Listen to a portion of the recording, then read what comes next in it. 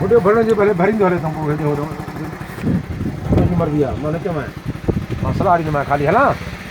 दोस्तों ही पब जबल जी कतार आहे ऐं ही इंतहाई ख़तरनाक लाही आहे। ॾिसो तव्हां ही इंतहाई ख़तरनाक लाही आहे ऐं हाणे असां हिन लाही जे विच में मथां जबल जी टकरी तव्हां ॾिसंदव त कीअं ससवी हिन जबल जे चुरनि में ही मथां चढ़ी आहे लही आहे।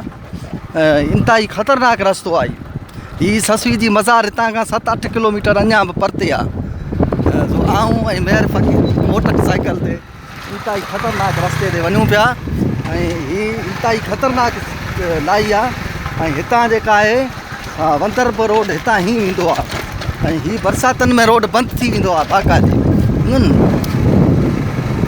शाबस त ससवी खे आहे जंहिं ही रस्तो जेका आहे हितां बंदि कयो ऐं ससवी वंतर ताईं बि वई आहे। लतीफ़ वंतर जो ज़िक्र कयो आहे वंतर में थी वाक़ा करे पोइ वंतर हितां खां ससवी जी मज़ार खां हेड़नि रस्तनि खां 45 किलोमीटर परे आहे। हीअ वरनि वकड़नि वारो रोड आहे ऐं ससवी वंतर खां वरी वई आहे ऐं उतां कीअं वापसि मोटी आहे ऐं संगर वारे इलाइक़े में ते संगर जो जिते इलाइक़ो आहे बलूचिस्तान जे हिननि जबलनि में ऐं हेड़े सुञे ऐं वीरान इलाइक़े में जिते ही जबल जूं ही तव्हां ॾिसो था ही जेके आहिनि ही पब जबल जी कतार आहे जेका माना पुरानी ताईं पार थींदी आहे। पुरानी ताईं ही कतार आहे यकी ही वरनि वकड़नि वारो रोड आहे इंतहाई ख़तरनाक तरीन रोड आहे।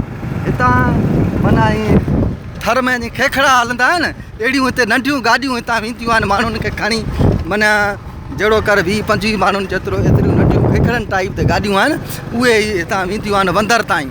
ॿियो वंदर हितां खां 45 किलोमीटर ससवी वंदर खां वरी कीअं वापसि मोटी आहे ऐं वरी हिन इलाइक़े में अची हिते जेका हुनखे धनार जेका आहे उहो मिले थो। पोइ धनार उनखां ज़बरदस्ती उनखे पंहिंजी माना चए थो तूं मुंहिंजी ज़ाल आहीं। पोइ ससवी जेका आहे सा हुनजो इश्क पुनू सां हूंदो आहे। पोइ ससवी इन ई इलाइक़े इन ई हंध ते जेका आहे ज़मीन में जेका आहे प्रवेश थी वई।